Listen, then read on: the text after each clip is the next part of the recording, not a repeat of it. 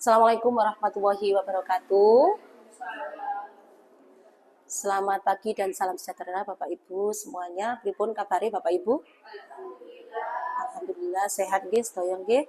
Bapak Ibu, yang pertama tentunya kita harus selalu memanjatkan rasa syukur pada Tuhan Yang Maha Esa Allah Subhanahu wa taala karena kita tetap diberi kekuatan, kemauan, kemampuan untuk terus melaksanakan amanat yang kita emban, yaitu terutama tugas administrasi kita melalui BMN. Salawat serta salam tetap terlimpahkan kepada Nabi kita, Nabi Muhammad SAW. Bapak Ibu yang kami hormati, hari ini kita melaksanakan diskusi berkenaan tugas pengelolaan kinerja di BM tahap 2. Namun sebelum diskusi, mari kita mengingat kembali, kita buat kesepakatan misi ya, visi, sehingga nanti ketika alur kita lalui tidak ada kesalahpahaman antara kita.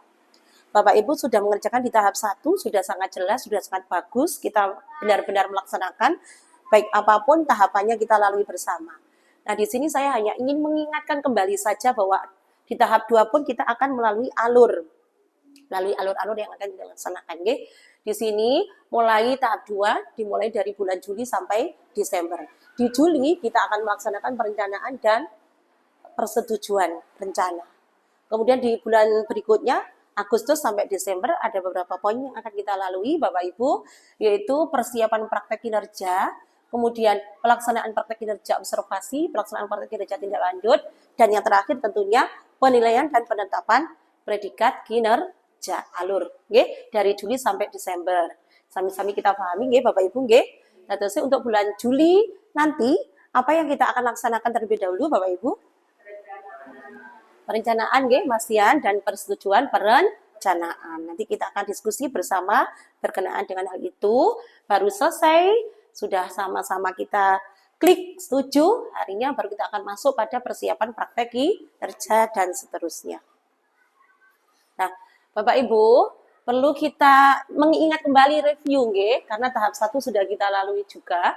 Di dalam perencanaan nanti kita akan memilih, ya di sini panjenengan memilih satu dari indikator kerja di rapot pendidikan. Nah, jadi kita nanti harus mengidentifikasi rapot pendidikan kita. Di situ ada merah, hijau, kuning, yang mana yang harus kita benahi sesuai dengan saran dari aplikasi yang ada atau sistem yang ada.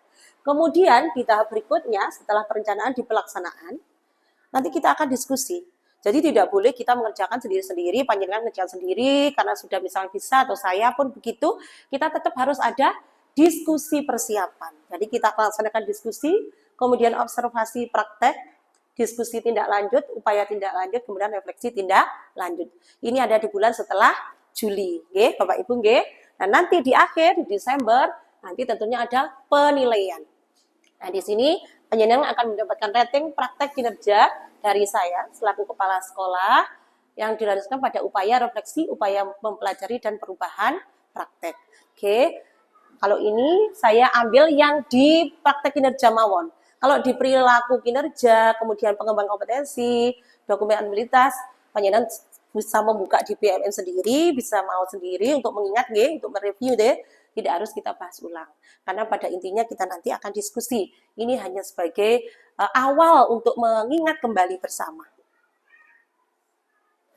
Oke, Bapak Ibu, mengenal tahap penilaian. Nah, ini poin kunci tahap penilaian. Dalam tahap penilaian nanti itu proses untuk memberikan pengakuan dan evaluasi atas kinerja guru yang berdampak pada peningkatan kualitas pembelajaran.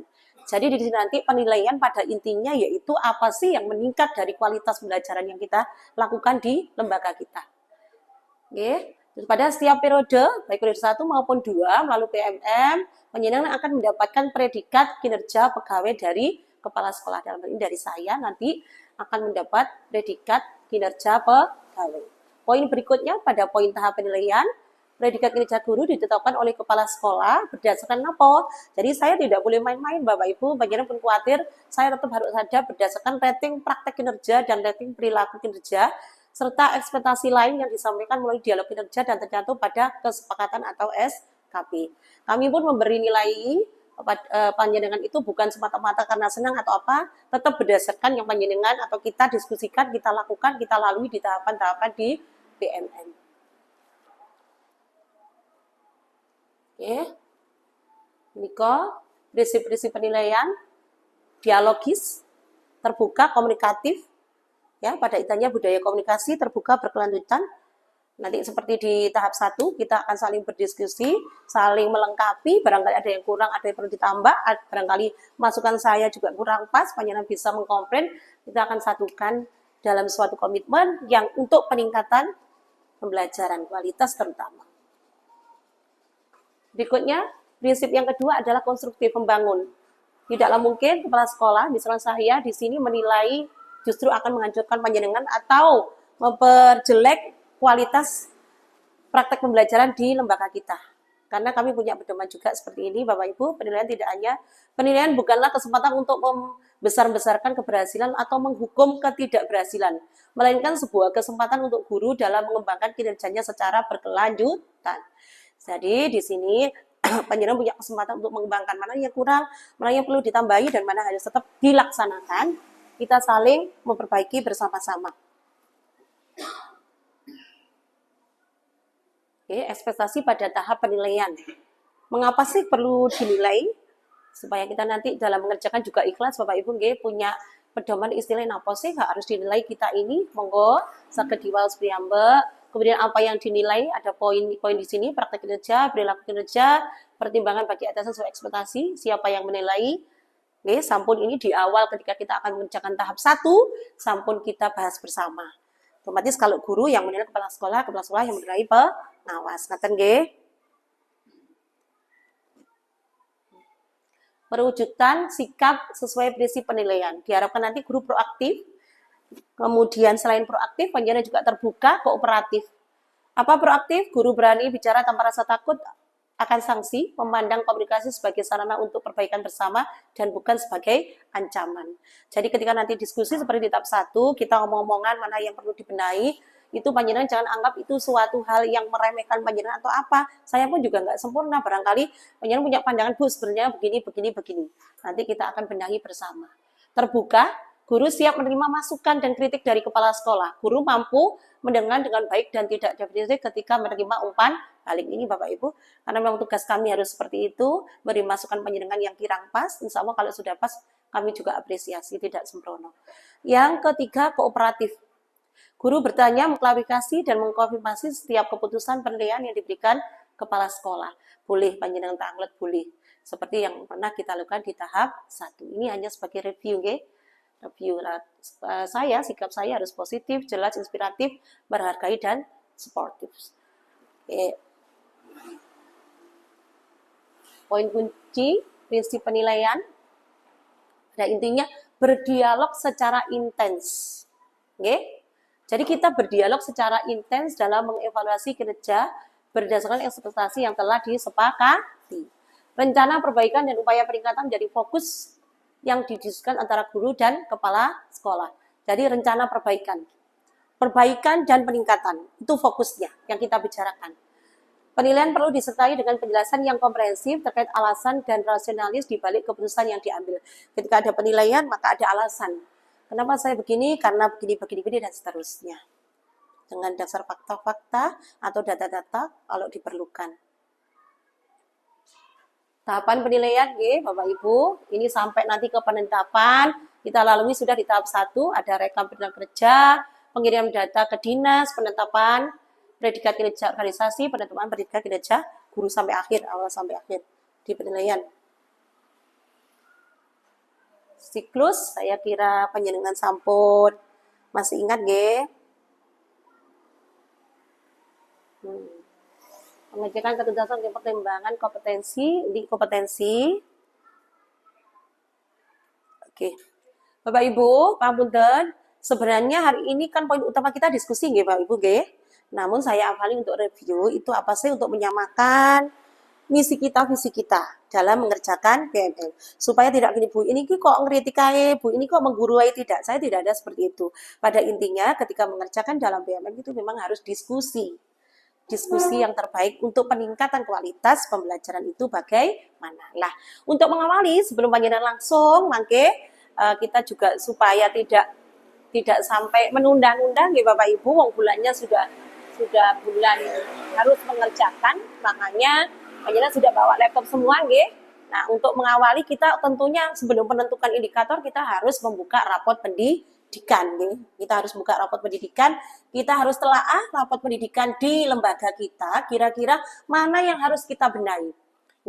Seperti kita ketahui bersama, nah, kita sudah buka, Bapak Ibu, di tahap 1 sudah, kemudian di tahap ini kita buka, ternyata nilai untuk literasi kita sudah baik, kemampuan numeran juga baik, di karakter, nah itu baik, walaupun mengalami turun, ini untuk kondisi keamanan sekolah baik, kondisi baik. Kemudian di sini Bapak Ibu ternyata kelemahan kita masih ada di kualitas pembelajaran. Jadi sebelum masuk ke PMM, awal kita harus mengetahui identifikasi rapot pendidikan. Ini kita identifikasi langsung bersama, kita ketahui, ternyata apa Bapak Ibu yang harus kita benahi, di mana letak? Di kualitas pembelajaran. Bila nanti ketika penyelenggara buka, monggo persiapkan akun masing-masing ID belajarnya, kita buka di situ, karena di situ nanti harus menentukan indikator yang harus dibenahi, dikembangkan, perilaku yang akan penyelenggara kembangkan demi kualitas pembelajaran berdasarkan rapot pendidikan yang masih nilainya kurang. Dalam hal ini di lembaga kita berarti kualitas pembelajaran. Monggo sak menika langsung mawon dibuka laptopnya masing-masing, akun ID belajar panjenengan, kita buka PMM,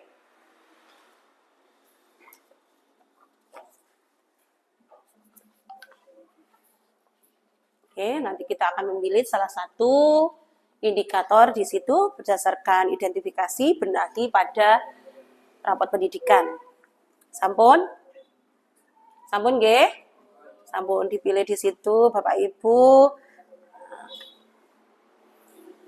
Ya, sebelum nanti kita ke tahapan berikutnya, karena di situ butuh koordinasi tentang waktu, mungkin untuk si pertama ini kita jeda dulu, setidaknya kita sudah menyamakan visi misi kita dalam pengerjaan PMM di pengelolaan kinerja. Cukup itu Bapak Ibu, terima kasih.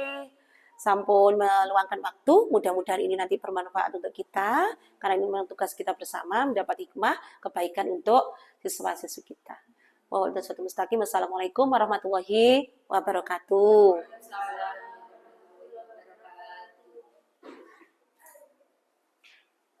Pangapunten Pak Bagas, ya. Tadi kita sudah bersama-sama mereview tahapan-tahapan dalam mengerjakan pengelolaan kinerja. Nah, di situ salah satunya kita akan mendiskusikan tentang berkenaan target perilaku nopo nanti yang relevan sesuai dengan rapot pendidikan, Pak. Kalau kita lihat di rapot pendidikan tadi, kita analisa bersama tadi itu yang poin akan dibenahi yaitu di mana, Pak? Di poin tentang kualitas pembelajaran, nanti metode pembelajaran sama manajemen kelas yang perlu ditingkatkan. Oh ya, berarti Pak Bagas nanti akan fokus pada peningkatan metode dan manajemen kelas. Oke, berarti silakan Pak Bagas dipilih sampun dipilih Pak Bagas Iya. Mungkin sampai akhir kalau sudah dipilih di situ, kemudian tentu tahapan berikutnya kita penjenengan boleh melanjutkan pada RH-nya ya Pak ya. RH dipilih, ada minimal berapa poin Pak? Kemarin itu seperti di tahap 1 itu? Di RH 32 poin ya. Kira-kira kalau Pak Bagas nanti bidikan di tahap 2 berani berapa poin? Kalau untuk RH sekarang saya berani di maksimal di 128. Insya Allah di tahap ini sertifikat guru penggerak saya keluar. Oh ya, alhamdulillah. Berarti Samang nanti bisa mencapai itu karena memang ada penunjangnya dari sertifikat guru penggerak. Oke. Nah, kita akan coba menyusun ya Pak, jadwalnya ya Pak, rencana jadwalipun Kira-kira nanti jadwal observasinya Pak Bagas mintanya itu di bulan apa, kemudian tanggal berapa? Ini rencana saya kemarin di tanggal 22 Agustus, Bu. Kebetulan ada pembelajaran untuk sesuai RPP yang saya upload. Oh ya, kira-kira di saat itu sudah siap Nanti modul ajarnya juga disiapkan, disesuaikan dengan target perilaku yang akan dikembangkan. Harapannya nanti setelah kita melaksanakan praktek itu ada perubahan, terutama peningkatan capaian pembelajaran anak-anak, hasil capaian pembelajaran anak-anak bisa mungkin mencapai target dari KKTP yang telah tentukan gitu ya Pak Bagas nggih. Berarti nanti ketemu lagi Pak Bagas bisa nanti kita sharing sebelum melaksanakan observasi modul ajarnya ya. Nanti kita akan ketemu coba modul ajarnya bagaimana, bahan ajar yang digunakan, materinya, terus langkah-langkah kegiatannya, juga asesmennya. Oke, terima kasih Pak Bagas nggih. Nanti ketemu lagi lain hari. Oke. Bu, ini modul ajar saya, mohon dipersani jenenganku, mungkin ada yang kurang pas. Oke, Bu Dartin. Bu Dartin, memang kemarin kita sudah sepakatan membuat jadwal observasi, nggih. Terima kasih Bu Dartin meminta saya untuk kita diskusi bersama berkenaan modul ajar yang akan dipraktekkan, ngaten nggih. Yang pasti dalam modul ajar harus dimasukkan target perilaku yang akan ditingkatkan, nggih. Bu Dartin, Panpunten, ini mata pelajaran apa nanti yang akan dipraktekkan? IPAS, IPAS nggih, kemudian materinya kerangka alat gerak manusia. rangka, sendi dan otot nggih, alat gerak gerak manusia. manusia. Oke. CP-nya berarti pada fase C. Oke. Berarti sampun menentukan TP ini pun tujuan pelajaran sampun. Sudah, Bu. Oh ya. Tujuan pelajaran sudah, kemudian alur-alurnya sudah nggih, alur tujuan pelajaran sehingga bisa memilah mana dulu yang akan dilaksanakan. Bu Dartin, Panpunten, apakah Bu Dartin nanti melaksanakan diagnosis awal, asesmen awal ketika? Iya. Oh iya. Rencananya seperti itu, Bu. Oke, bagus itu. Nanti diagnosis awalnya, asesmen awalnya itu kognitif nopo non kognitif yang digunakan? Kognitif, Bu. Itu kognitif ya. Yang ada hubungannya dengan materi. Oh, okay. Untuk yang hubungannya dengan materi, panjenengan menggunakan asesmen kognitif. Memang sebelum memulai, nggih. Tapi harapan saya, Bu Dartin mungkin nanti juga di non kognitif diberi dulu asesmen. Karena nanti ketika menentukan, ya baik metode maupun apapun, biar sesuai dengan kebutuhan siswa, nggih, kebutuhan siswa. Oke. Di situ kemudian langkah-langkahnya, saya lihat, nggih, ngapunten, nggih. Bu Dartin, ya, awal, kemudian inti, penutup juga sudah, kemudian di asesmen, di penilaian. Penilaian yang digunakan Bu Dartin di sini penilaian apa saja? Secara lisan, apa secara tertulis? Tulis, Bu, sama praktek. Oh gitu ya. Berarti kalau ketika praktek menjenengan menggunakan lembar observasi nggih. Ada lembar observasinya ini nggih. Memang oh ya. Ya. Metode yang digunakan Bu Dartin nanti menggunakan metode apa di sini nggih? Panjenengan nanti atau menggunakan media apa yang panjenengan gunakan? Saya menggunakan media gambar, terus juga ini apa, visual. Oh nggih, nggih, secara visual, audio visual. Visual. Oh iya. Karena saya menggunakan LCD. Oh iya. Bagus, Bu Dartin, nanti disesuaikan dengan hasil asesmen awalipun nggih. Barangkali nanti bisa tepat media yang digunakan gitu. Jadi di sini juga Bu Dartin sudah bagus melaksanakan pembelajaran secara diferensiasi nggih. Jadi nanti disesuaikan dengan kemampuan siswa awal di mana, sehingga tidak langsung disamakan semua materi, tidak. Kemudian melalui asesmen tadi kan bisa dinilai nggih anak yang memang harus mendapat langsung pada materi ini yang harus dibagi dulu tahapan-tahapan sesuai hasil diagnosis awal. Itu ya Bu Dartin. Terima kasih Bu Dartin. Mungkin kita akan ketemu di action ya, di praktek nanti. NGO tinggal 27 ya. Yes, bismillah. Mudah-mudahan nanti bisa memperoleh hasil yang maksimal, perilaku kerja dan perilaku yang kita harapkan juga bisa meningkat. Oke, Terima kasih, Bu. oke, sami-sami. Monggo. Dah, Pak, nggih.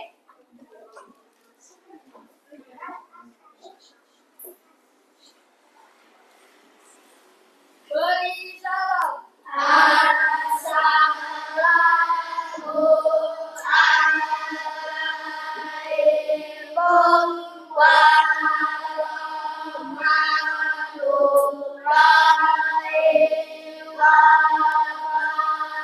wabarakatuh. Waalaikumsalam warahmatullahi wabarakatuh. Berdoa mulai.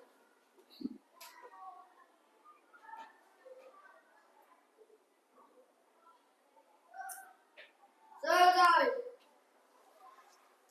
Ayo menyanyikan lagu Indonesia Raya dulu, Hikmah, silakan.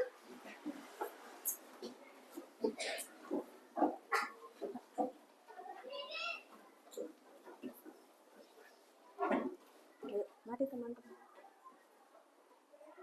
Ayo. Mari kita menyanyikan lagu Indonesia Raya Irama 4 berempat hitungan 4 kita mulai. 1, 2, 3. Indonesia tanah airku, tanah tumpah darahku. Di sanalah aku berdiri, jadi pandu ibuku. Indonesia bangsaku, bangsa dan tanah airku. Marilah kita bersatu, Indonesia bersatu. Hiduplah tanahku, hiduplah negeriku, bangsaku, rakyatku semuanya.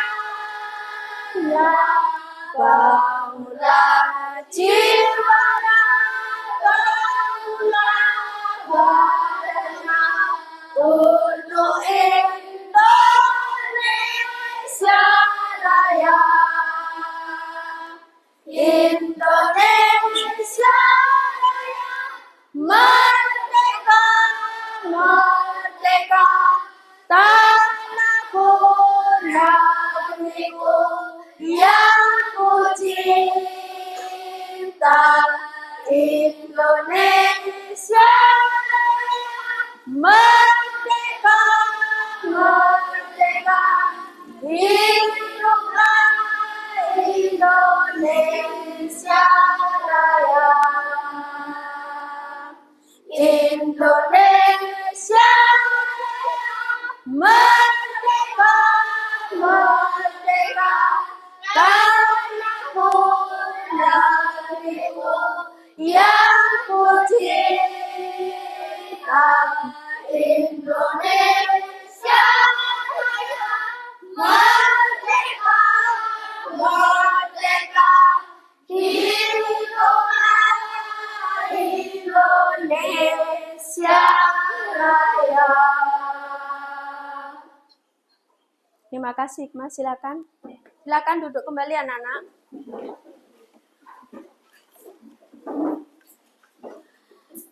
Anak-anak, bagaimana kabarnya hari ini? Alhamdulillah, sehat, bahagia, semangat. Lancar sekali. Anak-anak, materi hari ini yang akan Ibu jelaskan yaitu tentang alat gerak, ya, tentang alat gerak.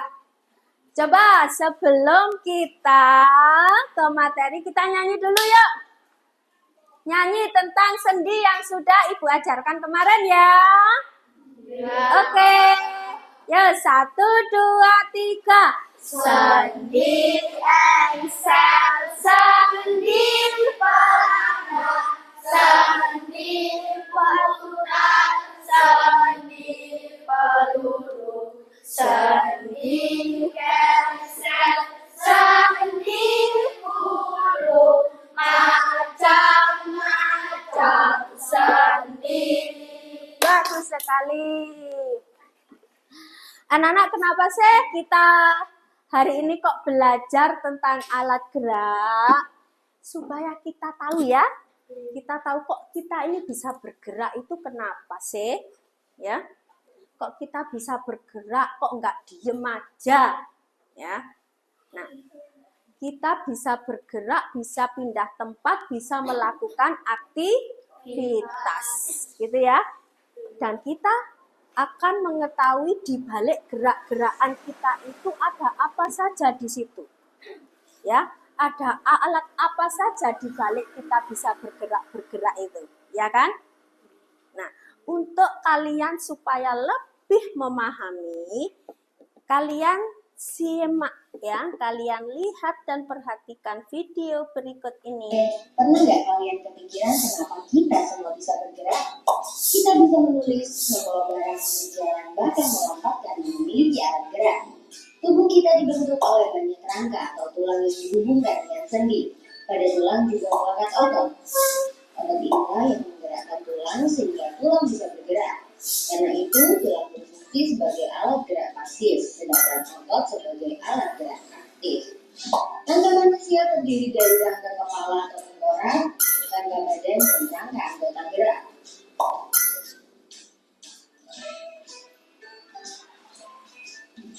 Rangka kepala terdiri dari tulang tempurung dan tulang wajah. Rangka kepala berfungsi untuk melindungi otak dan membentuk wajah seperti mata, hidung, pipi, dan rahang. Rangka badan terdiri dari tulang bahu, tulang belakang, tulang rusuk, tulang dada, dan tulang panggul. Tulang bahu terdiri dari tulang selada dan belikat. Tulang belakang dimulai dari tulang leher, punggung, sampai ekor. Tulang belakang akan menopang bagian kepala dan membentuk postur tubuh. Tulang dada berhubungan dengan tulang rusuk, sedangkan tulang rusuk melekat pada tulang belakang. Tulang dada dan tulang rusuk berfungsi untuk melindungi jantung dan paru-paru serta berperan dalam pernafasan. Tulang panggul adalah 3 pasang tulang yang bersatu, yaitu tulang usus, tulang kemaluan, dan tulang hidup. Tulang panggul berfungsi menyangga berat tubuh, melindungi kandung kemih dan juga rahim pada perempuan. Rangka anggota gerak adalah tangan dan kaki. Tangan tersusun dari tulang atas, pengunci dan muka, tulang pergelangan, telapak, dan jari-jari tangan. Sedangkan kaki tersusun dari tulang paha, tempurung lutut, tulang kering dan betis, tulang pergelangan, telapak, dan jari-jari kaki. Otot manusia ada 3 jenis, yaitu otot polos, otot jantung, dan otot lurik. Otot polos berbentuk gelembung dengan ujung runcing yang melekat pada organ pernapasan atau pencernaan. Otot jantung berbentuk silindris dan bercabang yang melekat pada jantung. Otot polos dan otot jantung bekerja di luar kesadaran. Otot yang melekat pada tulang adalah otot lurik. Otot lurik berbentuk silindris dengan pola gerak terang. Otot ini bekerja di bawah kesadaran, artinya tubuh bergerak karena menekan yang ingin gerakan. Ketika otot bekerja, otot akan berkontraksi atau memendek. Sebaliknya, ketika otot tidak bekerja, otot akan relaksasi atau mengundur kembali. Otot dapat bekerja secara berlawanan atau antagonis seperti pada otot triceps dan triceps.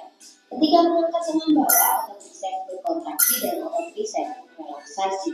Sebaliknya, ketika lengan bawah diturunkan, otot triceps relaksasi dan otot triceps berkontraksi. Ada juga otot yang bekerja sinergis atau saling bekerja sama. Contohnya otot pronator bergerak menelungkup. Tulang juga dapat digerakkan karena adanya sendi. Sendi banyak jenisnya. Gerakan mengangkat kaki seperti ini disebabkan oleh sendi aksal pada lutut yang memungkinkan gerak ke satu arah. Sendi aksal juga ada di bagian siku dan ruas-ruas jari. Sekarang coba bergerak kaki menjadi seperti ini. Di antara telapak tangan ada sendi pelana yang memungkinkan gerak ke dua arah. Kamu dapat memutar leher seperti ini karena adanya sendi putar antara tulang atlas dan tulang tengkorak.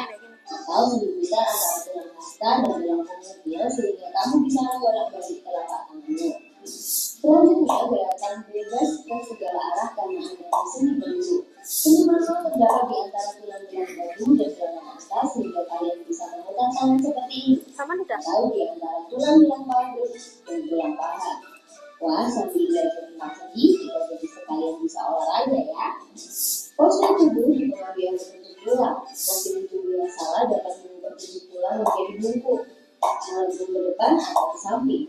Ketika tulang mengalami benturan yang keras, tulang juga bisa mengalami retak atau patah. Kita patut bersyukur ya dengan adanya alat gerak yang memudahkan kita untuk beraktivitas. Alat gerak juga harus dijaga dengan menjaga posisi tubuh yang benar. Olahraga rutin untuk memperkuat otot, dan makan makanan yang mengandung kalsium dan vitamin B untuk memperkuat tulangmu. Sudah dipahami tadi?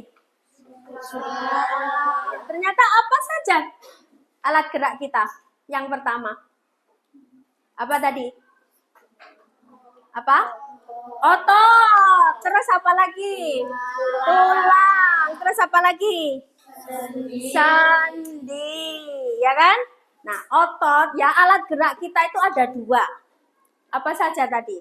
Alat gerak pasif dan aktif. Pasif dan aktif ya. Yang merupakan alat gerak pasif yaitu tulang, ya kan? Yang merupakan alat gerak aktif itu adalah otot. Gitu ya. Nah, tulang sendiri itu dibagi menjadi 3 rangkanya. Ada tulang tengkorak, ada tulang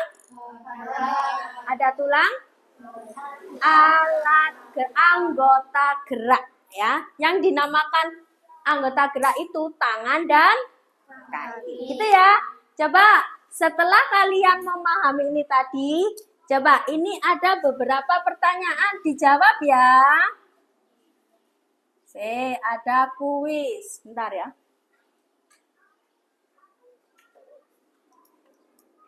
Bentar, ini ada kuis, kalian jawab. Kira-kira kalian tadi memperhatikan nggak? Ayo, memperhatikan nggak ya?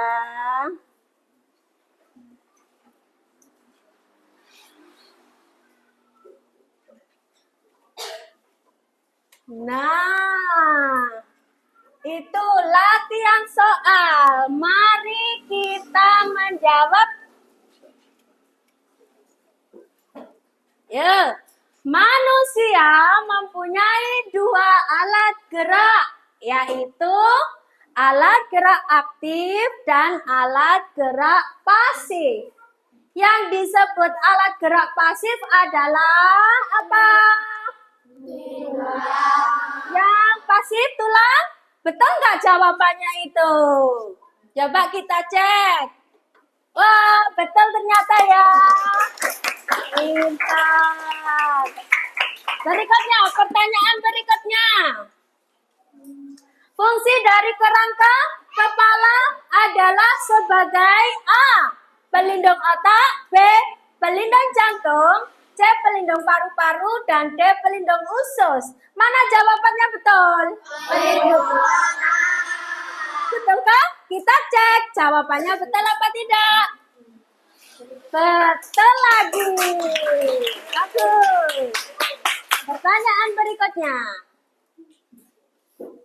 Yang dimaksud rangka anggota gerak tubuh adalah A. Tangan saja, B.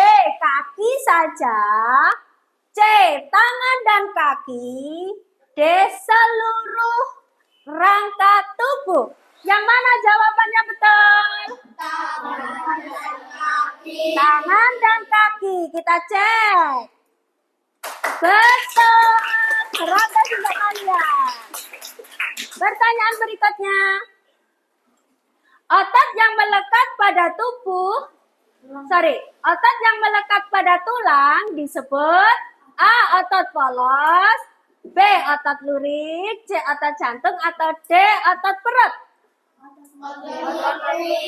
Otot lurik. Kita cek. Betul lagi. Berikutnya. Ada banyak sendi pada tubuh manusia. Sendi yang bergerak ke satu arah disebut A. Sendi pelana, sendi putar, sendi peluru, atau sendi engsel. Sendi engsel. Apa? Sendi engsel. Sendi engsel. Kita cek. Betul sekali. Pintar. Hore, kalian hebat. Nah, sudah. Anak-anak, untuk kegiatan kita hari ini nanti kita akan membuat media, ya. Kita akan membuat media yang terbuat dari kertas, ya, Bu Dartin punya. Nah, ini sama Bu Dartin masih diacak-acak. Nanti tugas kalian merangkai, ya, merangkai gambar ini menjadi sebuah kerangka yang utuh, gitu ya, menjadi sebuah kerangka yang utuh. Nah, caranya gimana? Apakah kalian sudah membawa alat yang sudah saya pesan kemarin? Sabun sudah. Berarti nanti tugasnya kalian potong satu-satu, ya. Setelah itu kalian rangkai lagi ke dalam kertas ini. Setelah kalian rangkai, kalian tempelkan. Setelah kalian potong, ya, ini setelah kalian potong, kalian tempelkan atau kalian tempelkan dulu. Setelah itu dipotong sesuai bentuknya, ya. Setelah itu kalian rangkai. Seperti itu ya. Ada pertanyaan anak-anak? Jelas? Tepuk semangat. Aku ingin tahu karena aku ingin tahu. Guruku berbicara, aku mendengarkan. Siap. Sekali lagi, tepuk semangat. Aku konsentrasi karena aku ingin tahu. Guruku berbicara, aku mendengarkan. Siap. Yang semangat gitu ya. Ini anak-anak saya bagi.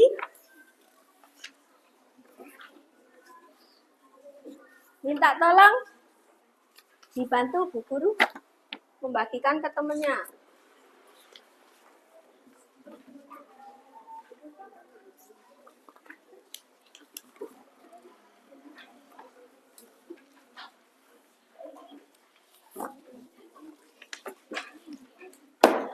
Anak-anak, kertas ini kurang satu teman-temannya Pak.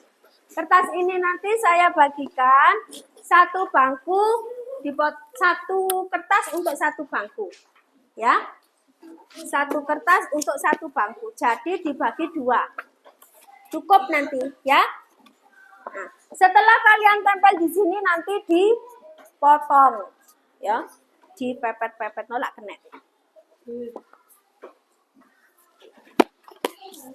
Kebanyakan di bawah sini. Ini satu bangku satu, yang hijau. Nanti dipotong.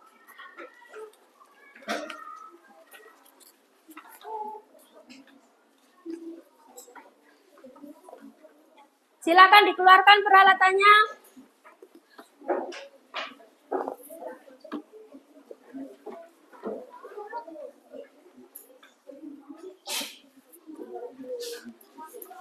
Ada lagi?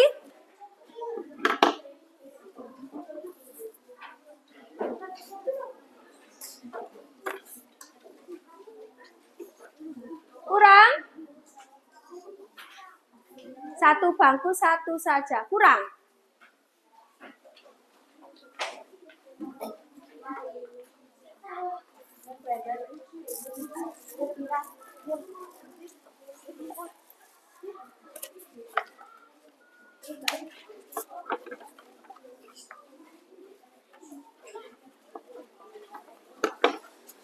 Nenek bisa pakai ini. Silakan dikerjakan anak-anak.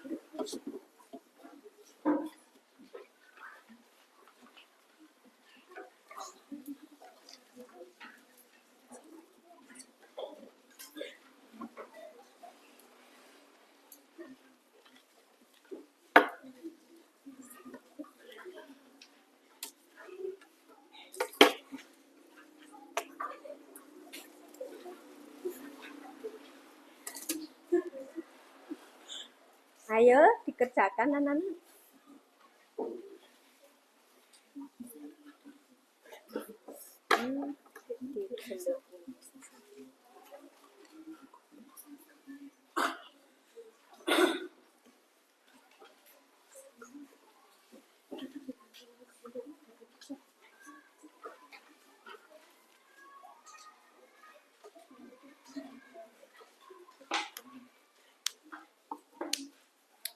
Saya kasih waktu 30 menit ya.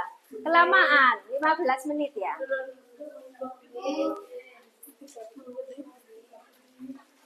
Boleh sambil mendengarkan lagu ya? Oke.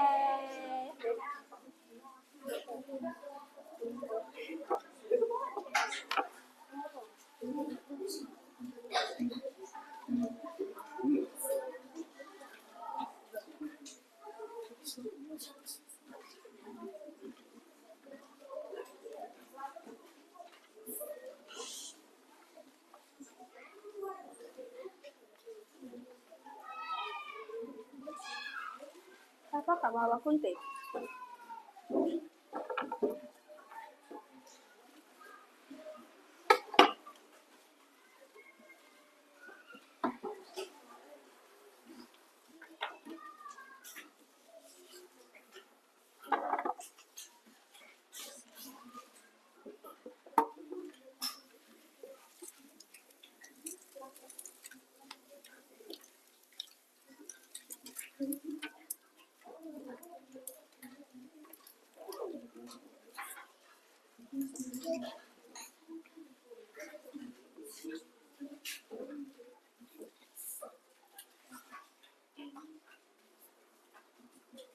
Silakan mengerjakan sambil saya putarkan lagu ya, biar gak bosan ya.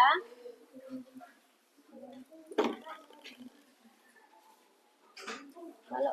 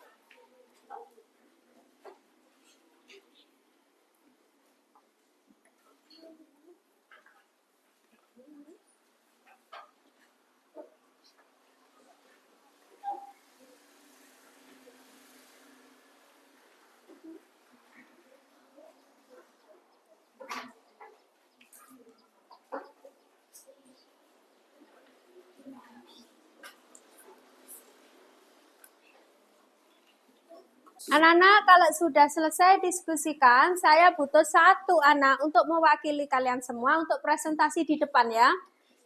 Oke? Ya, saya akan memilih Rafa untuk mewakili teman-temannya untuk presentasi di depan. Silahkan, Rafa.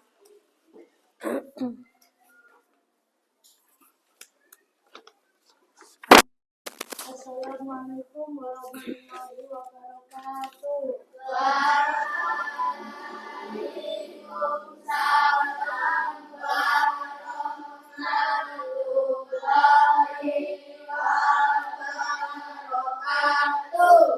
Saya akan mempresentasikan hasil diskusi saya.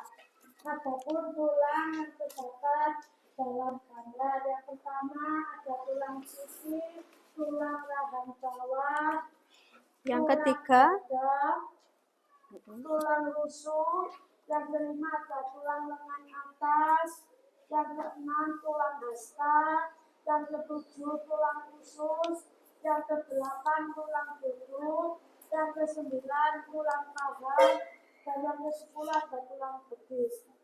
Adapun sendi yang terdapat dalam gambar yang pertama ada sendi putar, ada sendi peluru, sendi engsel, sendi pelana, dan sendi dasar. Terima kasih presentasi dari saya. Wassalamualaikum warahmatullahi wabarakatuh.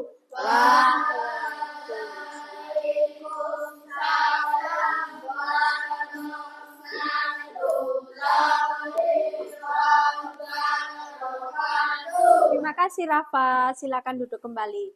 Nah, Nana, kira-kira jawaban yang sudah dipresentasikan Rafa di depan tadi sama nggak dengan hasil diskusi kalian? Sama. Ya, berarti kalian semua sudah mengerti ya. Anak-anak, untuk pertemuan hari ini kita akhiri ya. Nah, sebelum kita nanti keluar kelas, ada beberapa yang akan saya tanyakan kepada kalian ya. Apa yang menarik dari kegiatan kalian membuat replika dari kerangka gerak tadi? Kira-kira hal apa yang menarik buat kalian? Yang menarik apa? Pas kita buat tadi itu loh, model-model tadi. Kalian suka nggak nempel-nempel, gunting-gunting? Suka nggak? Suka.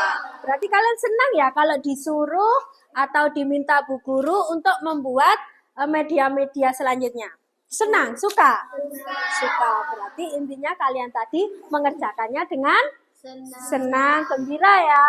Nah, kira-kira dari yang sudah kita pelajari itu, adakah dari anggota tubuh kita ini yang nggak bisa bergerak?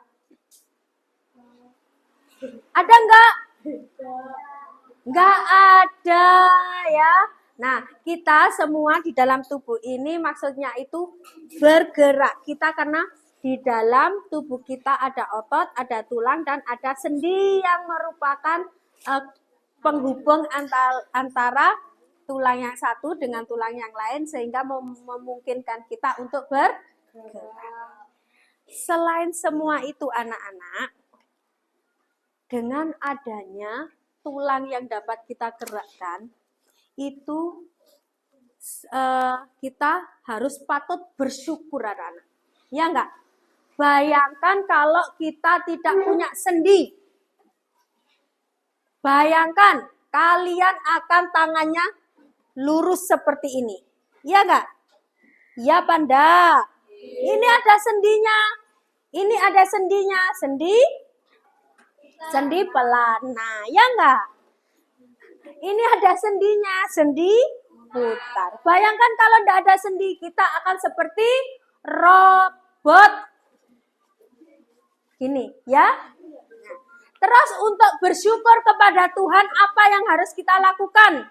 Karena kita sudah dikasih tubuh yang sempurna ini, bagaimana cara kita bersyukur kepada Tuhan? Ayo, ada yang bisa? Bagaimana cara kita bersyukur? Dengan cara bagaimana? Apa? Apa Ayu? Menjaga tubuh. Ada lagi? Cara kita bersyukur menjaga tubuh kita. Menjaga dengan cara bagaimana? Makan makanan yang bergizi. Olahraga, kita gerakkan ya. Jangan didiamkan saja. Nanti sendinya tidak bergerak, tidak terbiasa bergerak, akan kaku. Apalagi menjaga kesehatannya dengan cara apa lagi? Makan makanannya bergizi, olahraga, menjaga pola makan, minum vitamin. Vitamin apa yang bagus untuk tulang? Vitamin D. Itu bagus untuk tulang. Begitu ya anak-anak ya. Semoga pelajaran hari ini banyak sekali memberikan kita pengetahuan, manfaat ya untuk kita sendiri dan untuk orang-orang di sekitarnya. Oke, tetap semangat. Besok kita akan bertemu lagi dengan materi yang beda lagi.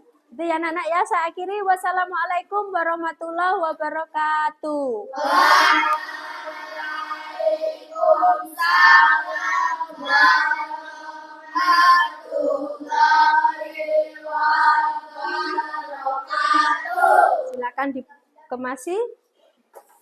Kita istirahat. Maaf Bu, mau minta waktunya sebentar. Nggih, Karena saya mau menindaklanjuti ini jenengan tentang refleksi tindak lanjut. Saya mohon bimbingannya Bu, bagaimana berselanjutnya saya ini Bu. Oke, Bunuk, ngaten. Sakmenika berarti Bunuk sampun di tahap mengisi formulir refleksi tindak lanjut nggih. Nah, di sini setelah Bunuk melaksanakan praktek pembelajaran yang saya observasi kemarin itu, mungkin Bunuk punya inspirasi baru ya, yang mungkin pada Bunuk lakukan untuk upaya tindak lanjut. Kira-kira apa saja inspirasi baru pun? Saya akan mencoba melakukan metode yang belum pernah saya lakukan Bu, yaitu dengan cara menggunakan media yang menarik bagi siswa, seperti menyiapkan gambar-gambar, audiovisual sesuai dengan materi yang diberikan, sehingga di situ mungkin siswa nanti lebih mudah untuk mengerti pembelajaran yang diberikan. Oh ya ya. Kemudian dari inspirasi baru yang Bu Nunu rancang, baik dari media atau mungkin metode tadi nggih, itu kira-kira apa ya perubahan yang akan didapatkan dari pembelajaran ke siswa? Dengan cara yang seperti yang saya lakukan tadi, maka siswa akan lebih bersemangat untuk belajar, juga lebih cepat memahami materi yang saya berikan Bu. Gitu nggih. Ya.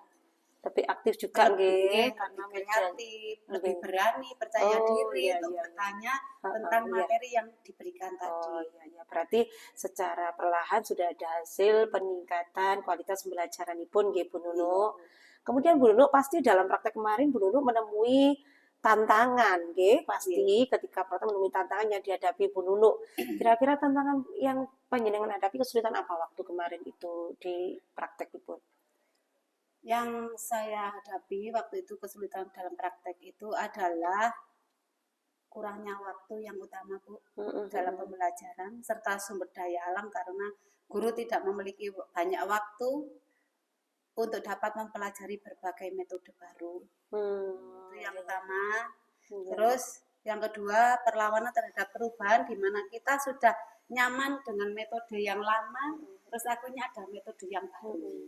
Mungkin dari siswanya nggih seperti ada kurang menerima gitu siswanya pun nggih. Oh, ya, karena nggih. sudah ada di zona aman tadi Bu. Terus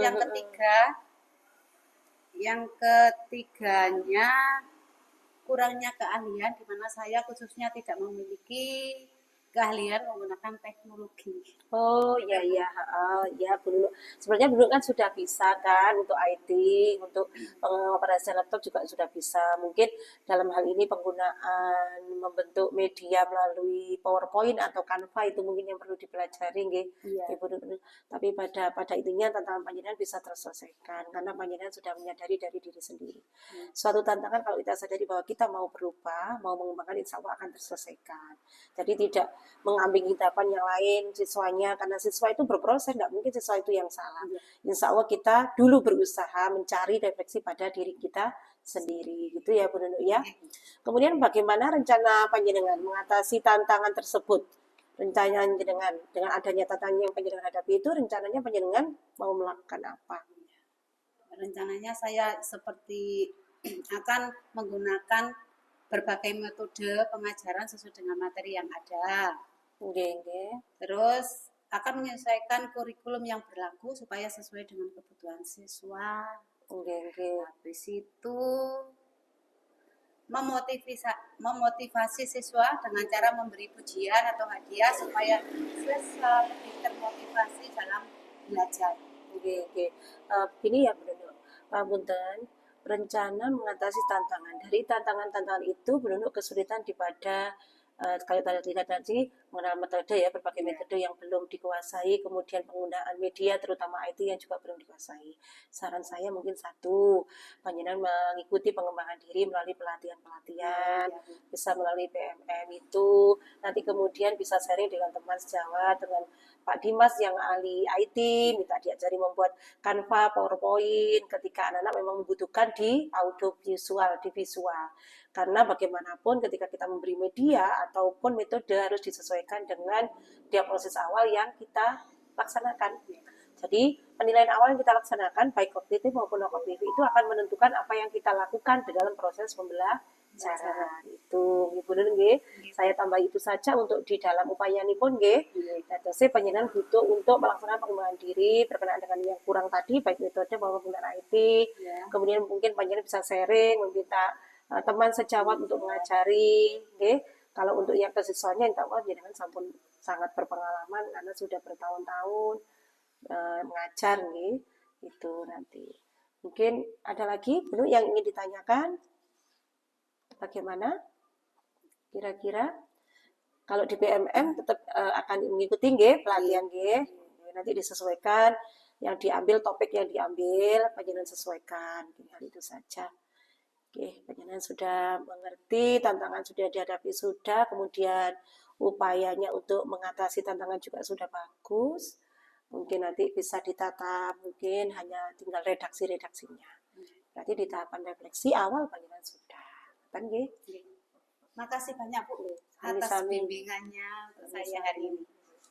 Terima kasih. Sami dulu semangat nggih. Matur nuwun pun, monggo nek badhe anu